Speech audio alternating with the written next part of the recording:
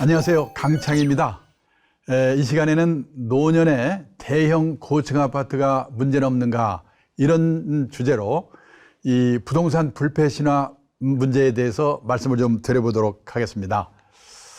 작년 여름에 혹시 이 기사를 보신 분이 계신지 모르겠는데요. 한국은행에서 주요국의 물가, 구매력 평가 환율 기준으로 가구당 순자산을 계산해서 발표했는데요.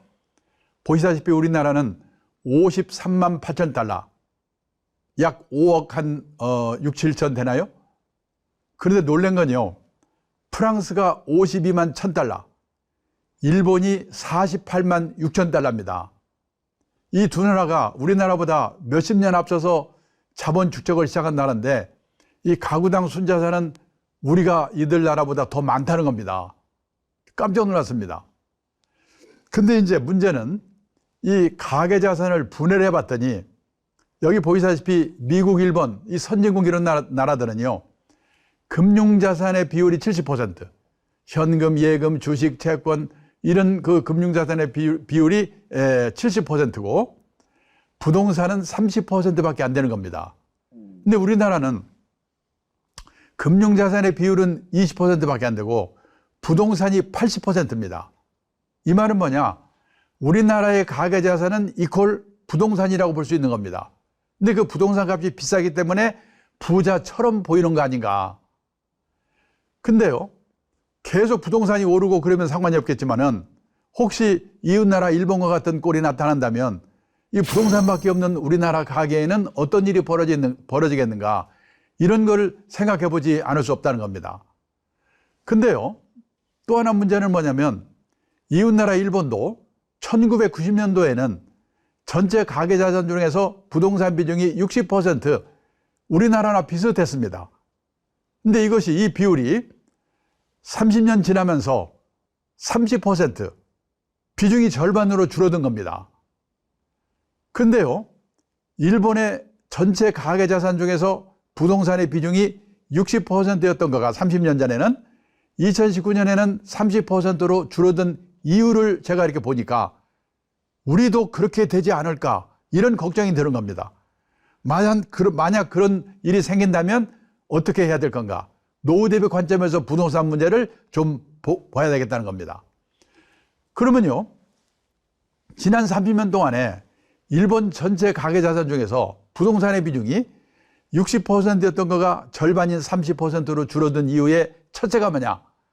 지난 30년 동안 일본의 집값, 땅값이 계속 떨어진 겁니다. 특별한 데를 제외하고는. 근데 두 번째는요, 우리처럼 부동산에 대해서 한이 맺혀 있지 않다는 겁니다. 부동산에 대한, 내 집 마련에 대한 인식이 이 30년 사이에 바뀌었다는 겁니다. 예를 들어서요, 지금 일본에서 보통 사람들이 내가 집은 없다, 근데 금융자산은 몇 억이 있다, 그러면은 내가 이 은행에서 돈을 몇 억을 빌려가지고 집을 살 건가? 아니면은 집 사면 세금 내야지, 관리비 내야지, 수리해야지, 골치 아프니까 집은 그냥 골치 아프니까 빌려 살고 이 돈은 다른 데 투자할까? 이거를 냉정하게 생각한다는 겁니다. 근데 우리나라는 지금 현재 우리나라 돌아가는 분위기를 보면 그냥 이 내 돈이 하나도 없더라도 은행에서 빌릴 수만 있으면 빌려가지고 당장 집을 살려고 할 겁니다. 왜냐하면 금리는 낮지, 돈은 넘치지, 그 다음에 부동산 투자로 막 돈 벌었던 사람이 주위에 막 속출하고 있기 때문에 모든 분들이 조급증에 걸려 있어가지고 부동산에 대해서 난리가 났기 때문에. 그런데요, 일본의 경우는 30년 전에는 우리도 일본도 똑같았습니다. 그때도 일본도 내 집, 내 땅에 대한 집착이 강했거든요. 그게 30년 사이에 이렇게 바뀐 거예요. 그러면요, 지난 30년 동안 이렇게 30년 전까지구나, 이 일본과 우리나라의 부동산에 관한 생각이, 일본은 좀 바뀌었지만은 우리는 아직 그냥 있는 겁니다. 뭐냐? 집값이 올랐기 때문에 그런 겁니다. 일본의 집값이 오른 그전에 그때 뭡니까? 고성장기가 오른 이유가 뭐냐? 우리도 똑같지만은 첫째, 이 일본이나 우리나라처럼요, 정착해서 사는 농경 문화를 가진 나라의 특징이 뭐냐면, 이 해양국가, 유목민 국가와 달리, 이동을 전제로 하고 있는 나라와 달리 내 집, 내 땅에 대한 집착이 엄청나게 강한 겁니다. 근데 그런 집착이 일본에서는요, 지난 30년 동안 집값이 떨어지면서 에이, 집 없으면 어때? 이렇게 바뀐 거예요. 근데 우리는 아직도 지금 그 분위기가 더 지금 무르익고 있습니다.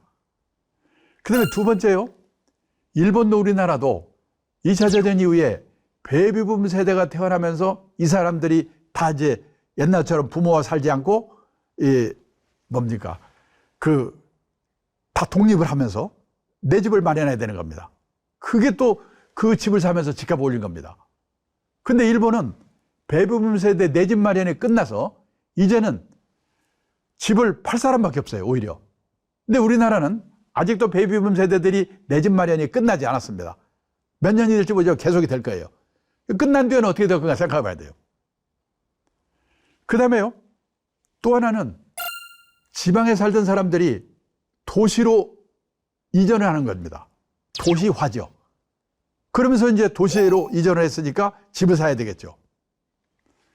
그런데요, 일본에서는 이제 도시화 과정이 끝나가지고 오히려 도시에서 지방으로 시골로 역류 현상이 나타나고 있습니다. 근데 우리나라는 아직도 진행 중입니다. 근데 우리나라의 도시화율이 몇 %인지 아십니까? 도시화율이라는 게 뭐냐면 전체 인구 중에서 도시에 사는 인구의 비율이 도시화율이거든요. 지금 우리나라가요, 싱가포르, 홍콩, 다음에 세 번째로 도시화율이 높은 나라래요. 90%. 대개 나라들이 80%에서 도시화가 멈추거든요. 우리는 계속 진격 중이에요, 지금. 예. 이게 언젠가는 끝날 겁니다. 한번 그거 생각해 봐야 돼요. 그래서 이 내 집, 내 땅에 대한 집착이 강한 이유가 바로 그 몇 가지 이유가 있는데, 또 하나는 선진국에서도 부동산 투자를 안 하는 게 아닙니다. 하긴 하되 간접 투자를 하는 거죠. 예를 들어 선진국에서는요, 내 집 말고 여분으로 집이나 가게를 갖고 있다가 세를 놓습니다. 그 사람이 세를 안 내? 못 내보내요. 선진국에서는 세입자의 권리가 너무 세기 때문에 소송해야 돼. 골치 아파. 그래서요, 선진국에서는 보통 사람들은 실물로 부동산에 투자하는 게 아니라 부동산에 투자하는 펀드에 투자하거든요. 근데 리츠라든지 부동산 펀드 같은 이 간접 투자, 이거는 이 리츠나 부동산 펀드는 금융자산 안에 포함이 되어 있어요. 그래서 미국, 일본이 금융자산 비중이 70%인 겁니다. 거기도 부동산 투자를 안 하는 건 아니에요. 간접 투자를 하는 거지. 우리나라는 대부분 직접 하잖아요, 이게. 근데 우리도 이런 방향으로 가고 있습니다. 근데 제가 어디 가서 여기까지 말씀을 드리면 표정이 딱 보여요. 저 친구 증권회사에서 온 모양이지 주식 사라고 꼬시려고 그러는구나. 그러니까 부동산 안 된다고 해놓고 보나마나 막판에 가면 주식 사라고 하겠지. 다 그런 표정입니다. 아닙니다. 저는요, 금년 내년에 우리나라에서 무슨 일이 생길지 저도 잘 모르겠어요. 다들 지금 제정신이 아니니까 함부로요, 사세요, 파세요 이 말했다가 큰일 납니다. 좀 그래서 그 말은 못하겠어요. 다만 해외 사례를 보나 우리나라 인구 구조를 보나 부동산 관련해서 생각을 바꿔야 되겠어요. 그걸 말씀드릴 거예요. 근데 부동산 값이 혹시 나중에 떨어지더라도 전에 한번 말씀드렸죠? 일본은 빚이 없어요. 부동산 떨어지더라도 그냥 살다 죽으면 되는 거예요.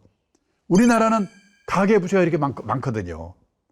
만약에 부동산 가격이 하락, 일본과 같은 현상이 나타난다면 우리나라의 하우스푸어가 얼마나 많겠는가. 자, 그래서요, 생각을 바꾸게 두 가지가 있는데, 첫째가 뭐냐? 우리나라는 땅이 좁은 나라다. 좁지요? 그 땅은 해외에서 수입도 못 해오잖아. 그러니까 다소 비싸게 사더라도 기다리고 있으면 언젠가는 올라. 땅에 묻어두는 게 최고야. 이런 생각을 갖고 있습니다. 실제 지금까지 그랬죠.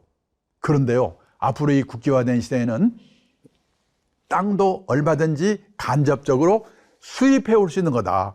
그런 눈으로 땅을 보셔야 된다는 거예요. 그거를 첫 번째로 경험한 나라가 영국입니다. 영국에서는요, 18세기 후반에 땅값이 쫙 오르다가 어느 날 영국 정부가 밀 수입의 자유화, 먹는 밀을 해외에서 3분의 1 값으로 절반 값으로 맘대로 사다 먹어라.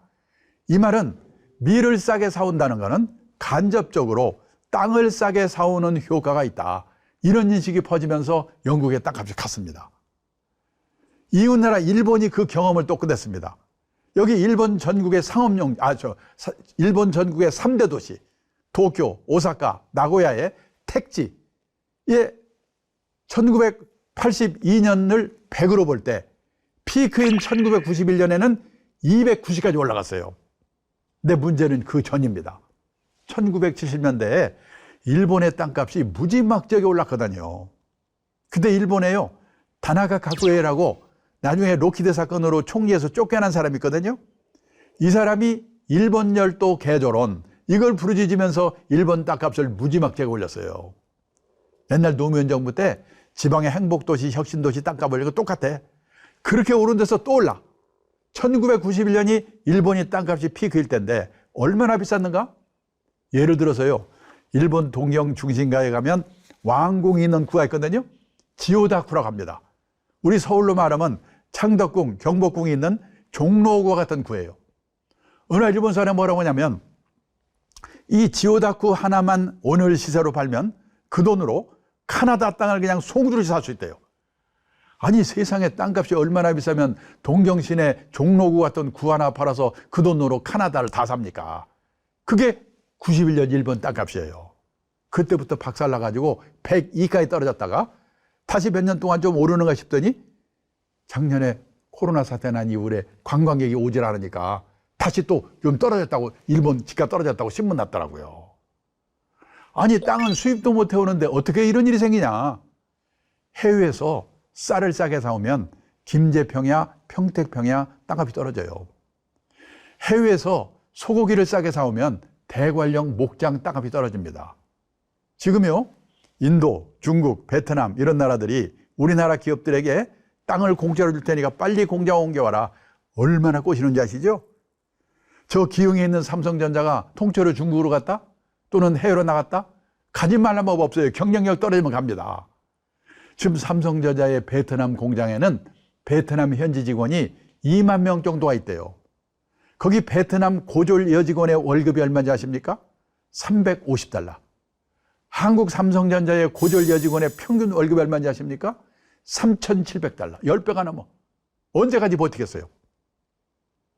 제가요, 울산에 갈 때마다 현대자동차 직원들한테 그러거든요. 너무 세게 데모해가지고 현대차가 경쟁력이 떨어져서 울산을 떠나버리면 당신들은 거지 되거든. 첫째, 직장을 잃죠? 둘째, 막말로 울산에서요, 현대자동차, 현대중공업 떠나보세요. 울산의 땅값, 집값은 폭락하거든요. 그래서요, 어느 도시가 관민의 노력으로 기업이 그 도시로 모이고 사람이 그 도시로 모여서 그 도시의 땅값이 오를 수 있을지는 모르지만 우리나라 전체가 땅이 좁은 나라니까 기다리면 오른다. 이 생각은 버려야 돼요. 이 국제화된 시대에는 땅도 얼마든지 간접적으로 수입해 올 수 있는 거다. 그런 눈으로 땅을 보셔야 된다는 거예요. 그 다음에 집입니다. 이 환갑 나이 되면요, 애들이 다 결혼해서 나가거든요. 나간 애들이 다시 돌아와가지고 같이 살 가능성이 있다 없다? 캥거루 빼고는 없어요. 몇 년 전에 서울시에서 65세 이상 된 부부들에게 물어봤습니다. 두 분 중에 한 분이 돌아가시고 혼자 되시면 다시 자녀들하고 같이 살겠습니까? 같이 살겠다는 대답은 20%밖에 안 돼요. 50%는 자식들하고 멀지 않은 데서 혼자 살겠다. 30%는 실버타운 같은 노인 전용시설로 가겠다. 80%가 자식들이 안 살아주는 게 아니고 본인들이 불편해서 혼자 살겠다는 거예요. 그러면 애들하고 살다가 애들 다 나가 둘만 남어. 그 중에 한 사람이 아파. 그걸 부부 간병이라고 그래요. 한 사람 떠나 혼자 남어. 그 사람도 아파 떠나. 한 30년 사이에 그런 일이 생기거든요. 그 과정별로 나는 어디서 누구와 어떻게 살 건가 잘 생각해 보셔야 돼요. 우리나라는요, 100살 이상 된 분들을 백세인이라고 한다고 그랬죠? 우리나라에 백세인이 몇 분이나 계신다고요? 재작년에 통계를 보니까 18,500명이 계시대요. 그 백세인들은 어디 살고 계실까요? 옛날에 백세인들은 시골에 경치 좋고 공기 좋은 진안, 장수 이런 데 사셨거든요. 지금 백세인의 절반은 요양병원에 계시거든요. 안 갈 것 같죠? 저는 이미 각오하고 미리미리 보고 있습니다. 그런데 우리나라 사모님들은 반대예요. 오히려 딸이 시집갈 때쯤 되면 큰 집으로 이사 가려고 그래요. 그럼 사돈 내 폼도 나고. 옛날에는 재테크가 됐지요. 뭐 남말할 거 없어요. 우리 마누라도 마찬가지니까. 제가 2002년에 딸을 시집 보냈는데요. 2001년이 되니까 마누라가 큰 집으로 이사 가재요. 왜 큰 집이냐? 그래야지 아들이 사유가 와서 자고 간대요. 안 자고 갑니다. 지금까지는 희소가치 때문에 대형 아파트가 많이 올랐는데 요즘 골치 아프잖아요. 왜 그러냐? 우리나라 인구가 5,100만, 가구 수가 2,100만 가구. 그중에서요, 혼자만 사는 가구, 둘만 사는 가구를 합친 비율이요. 1980년도만 해도 15%밖에 안 됐거든요. 그때는 가족이 많았으니까. 이게 2019년에는 58%로 늘었습니다. 2045년이 되면 71%가 혼자 아니면 둘이 사는 세상이 온다는 거예요.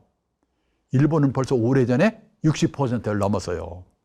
우리나라도 일본도 대부분의 집이 혼자 아니면 둘이 사는 세상이 오고 있는데 서울에서는 재개발했다면 몇 평 늘어나지? 조심해야 돼요. 때문에 요즘은요, 지방에도 고층 아파트가 많이 생기는데 젊을 때는 상관없어요. 나이 들어서는요, 고층 아파트도 조심하셔야 돼요. 우리나라 사람들은 유난히도 돈 많은 사람 하늘로 가고 돈 없으면 땅 밑으로 가는데 너무 하늘 좋아할 거 아니에요. 벌써 몇 년 전 얘기인데 일본에서 난리가 났습니다. 오하라 레이코라고 국민 탤런트가 세상을 떴는데요. 사흘 만에 발견됐어요. 고독사. 일본이 벌컥 뒤집혔어요. 어느 도에 뉴타운 단지 하나를 조사해 봤더니 과거 3년 동안에 이 고독사한 분의 숫자가 25명. 그분들이 돌아가셔서 발견될 때까지 얼마나 걸렸냐? 평균 21.3일이 걸렸다는 거예요. 참 별걸 다 통계를 내서 발표하고 있어요. 우리도 지금 발표를 안 해서 그렇지 비슷할 거예요. 왜 이런 일이 생기는가? 사람이 들락날락하는 데 살지 않기 때문에 그래요. 자식들하고도 안 살죠? 그러면 이웃집, 이 이웃집만한 복지시설이 없거든요. 근데 30중 40중에서 혼자 아니면 둘이 살고 있어 보세요. 누가 찾아옵니까? 제가 재작년에요, 일본의 전문가를 데리고 요 강남의 고층 아파트 지나가면서 그랬거든요. 저게 한국에서 최고 비싼 아파트라고. 이 친구 이렇게 보더니, 야, 10몇 년 지나면 한국도 초고령 사회 될 텐데 그때 가면 저 아파트 어떻게 될까? 그러고 가더라니까요. 얼마 전에는요, 빅데이터를 통해서 본 일본 부동산 시장의 전망, 이런 자료 읽었는데 거기 이런 말이 나와요. 일본의 노후화된 아파트들이 재건축을 못해가지고 슬럼화돼 가고 있다는 거예요. 아파트를 뭐라고 부르냐면 구분 소유 주택이라고 부르는데, 구분 소유 주택을 재건축하려면 주민의 80%가 이 찬성을 해야 된대요. 우리나라도 그런 게 있잖아요. 근데 노인들이 귀찮아. 그리고요, 재건축에 성공하기 위해서는 두 가지 조건이 충족돼야 돼요. 첫째, 위치가 좋아야 돼. 둘째, 저층해야 돼. 고층으로 만들면서 비용을 떼야 되니까.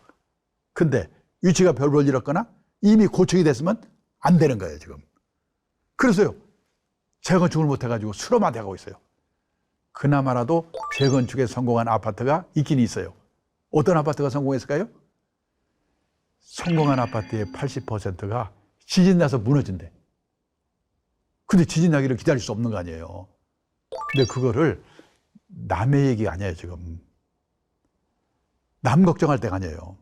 일본은요, 아파트의 슬럼화가 문제라고는 하지만은 일본 전체 주택수의 아파트, 그것도 6층 이상의 아파트의 비율이 10%밖에 안 돼요. 지방도시 가면요, 아파트 없어요. 제가 재작년에 이 동해에서 떠나가지고 우라디보스토크 갔다가 일본 사카이 미나토라는 지방도시 들려서 부산으로 오는 크루즈선이 있는데 강의해주면 공짜로 태워준다고 해서 그걸 탔거든요. 그래서 사카이 미나토라는 지방도시에 대해서 한번 쭉 돌아보니까 아파트가 안 보여요. 근데 우리는 지금 지방에도, 저는 지방도시 가면서요, 벌판에 아파트 있는 거 보면은, 야, 이거 보통 문제가 아니구나. 우리나라의 아파트 비율이 얼마인지 아십니까? 얼마 전에요, 매일경제를 봤더니 우리나라 전체 주택수의 아파트의 비율이 60%래요. 아마 비율이 계속 높아질 거예요. 저는 지방도시 가면서 벌판에 고층 아파트 있는 거 보면은, 야, 10년, 20년, 30년 뒤에 우리 손주들이 저거 때려부시려고 얼마나 고생할까. 이거 보통 문제가 아니에요. 그래서 요즘 일본에서는요, 유행하는 게 뭐냐. 부부만 남았거나 사별하고 혼자 되면 어디서 하는가? 시내에서요. 시내에서 18평에서 20평짜리 병원 가까운 곳, 나이 들면요, 병원이 가까워야 돼요. 그리고 문화시설 가까운 곳, 재미가 있어야 되니까. 그다음에 쇼핑 가까운 곳. 이런 데서 하는 게 유행하기 시작하고 있어요. 대형 고층 아파트를 조심하셔야 됩니다. 그 다음에요, 고령화 시대, 1인 가구 시대에 맞게 그 개방형으로 쳐버린 거예요. 모든 주택의 현관 사방을 그냥 유리로 설계해 버렸어요. 그랬더니요, 밀실에 익숙한 우리나라 사람들이 개방 그거에 대해서 이게 낯설은 거예요. 가지고 처음에는 입주가 안 돼가지고 그냥 미달이 됐대요. 그런데 입주한 사람이 들어와서 살고 보니까 이 고령화 시대, 1인 가구 시대에 이웃과 함께하는 삶이 너무나 행복하더라 이거죠. 그래서 그 야마모토라는 그 설계사를요, 10년 지나서 불러가지고 당신 그때 잘 지었다고 파티를 했다고 하더라고요. 그러니까 지금 우리는요, 모든 사람이 전부 아파트로 못 가가지고 난리거든요. 근데 저는 그런 생각도 점점점, 아파트에 슬럼화 문제도 생기고 뭐 그럴 때, 저는 노후 대비 측면에서 말씀드리는 겁니다. 금년 내년 얘기가 아니에요. 그때 아파트에 사람의 생각이 바뀌니까 그때 가면 어떻게 될 건가, 이런 생각을 할 필요가 있다는 겁니다. 그 다음에요, 부동산 불패 신화를 굳세게 믿고 있는 분들이 생각할 게 뭐냐면, 누군가가 그 집을 사줘야 될 거 아닙니까? 그런데요, 집은 젊은 사람들이 필요한 거 아니에요. 지난 20년 동안에요, 우리나라 20, 30대는 100만 가구가 줄었대요. 앞으로 20년 동안에는요, 113만 가구가 또 준대요. 20, 30대는. 그러고요, 집을 늘려가는 거는 언제 늘려가냐? 애들이 생기면서 40, 50대가 집을 늘려가잖아요. 지난 20년 동안에는 40, 50대 가구가 260만 가구가 늘었어요. 근데 앞으로 이 20년 동안에는 190만 가구가 줄어든대요. 그러면 어떤 가구가 늘어나는가? 60대 이상 가구, 노인네 가구만 지난 20년 동안에 400만 가구 늘었고, 앞으로 20년 동안에도 530만 가구가 또 는데요. 결국 노인네 가구만 느는 거예요. 고령화되니까. 근데 이 노인분들 가구는 이미 집이 있거나 집이 없더라도 살 능력이 없는 분들밖에 없잖아요. 누가 집을 살 거냐 이거죠. 이거를 냉정히 생각해 보셔야 돼요. 그 다음에요, 밑에 보시면은 가구 원수로 볼 때 1, 2인 가구가요, 지난 20년 동안에 680만 가구가 늘었고, 앞으로 20년 동안에 또 380만 가구가 늘어난대요. 근데 3인 이상 가구는 지난 20년 동안에 110만 가구 줄었고, 앞으로 20년 동안에는 170만 가구가 또 준대요. 그러니까 누가 집을 살 건가, 어떤 집을 살 건가, 이거를 생각해 보고 10년, 20년. 왜 그러냐면, 지금은 오르니까 샀다가 빨리 떨어지기 전에 팔면 될 거 아니야. 다들 그렇게 생각하거든요. 그런데 노후 대비 관점에서는 그렇지 않습니다. 10년 후, 20년 후, 30년 후를 보고 지금부터 미리미리 생각해 보셔야 돼요. 여기까지 말씀드리면, 결국 그러니까 집 팔아서 주식 사라는 얘기구만, 이렇게 생각하신단 말이죠. 아니라니까요. 제가 재작년에요, 어느 재건축해서 입주한 아파트에 경로당에 가서 강의를 했는데요. 강의가 끝나니까 한 분이 저한테 와서 뭐라고 하냐면, 이 단지 안에 45평짜리 아파트를 제가 갖고 있었는데요, 입주 전에 너무나 벼락같이 오르니까 꼭지구나, 그래서 20m에 팔았습니다. 근데 팔고 나서 10억이 올랐대요. 저보고 지금이라도 그 아파트를 되사야 될까요? 어떻게 될까요? 제가 그걸 어떻게 합니까? 도대체 그걸 어떻게 금년 내년에 일을 안 한 말이죠. 그러니까 참 함부로 말을 할 수가 없어요. 그래도요, 나중에 하우스푸어가 되지 않으려면은 원칙만은 지켜야 된다. 사든 팔든 자기 마음이지만 원칙이 뭔데? 투자라고 하는 것은 리스크가 따르는 것입니다. 따라서 재산이 한 곳에 집중되어 있으면 안 됩니다. 갖고 계신 재산이 100% 부동산에 몰빵되어 있으시다면 그 부동산이 오를 때 오를 망정 우선 10%, 20%라도 금융자산을 가지세요. 그리고 나이가 들어가면서 금융자산의 비율을 높여가셔야 됩니다. 그래서 환갑 나이쯤 되면요, 선진국 수준까지는 안 간다고 하더라도 반반 정도는 돼야 된다. 이런 생각으로 부동산을 특히 주택을 보셔야 된다는 거죠. 제가 일본에 가니까 아무 집이나 이 자가용이 있는 거예요. 그래서 무지개 부자인 줄 알았거든요. 근데 보니까 자가용이 소모품이더라고요. 그때 우리나라는 자가용 값이 그 자가용 있는 집은 특별한 집이 없었거든요. 집 한 채 값보다 훨씬 더 비쌌거든요. 근데 집값은 오르고 자동차는 소모품이 돼버렸어요. 저는요, 지금 이 분위기에서는 집이 최고인 줄 알겠지만은 선진국의 사례를 봐도 10년 후, 20년 후 이 부동산 부패 신화가 그대로 유지될 것인가? 한 번쯤 냉정히 생각해 보시기를 부탁드리면서 이 시간 강의는 끝내겠습니다. 감사합니다.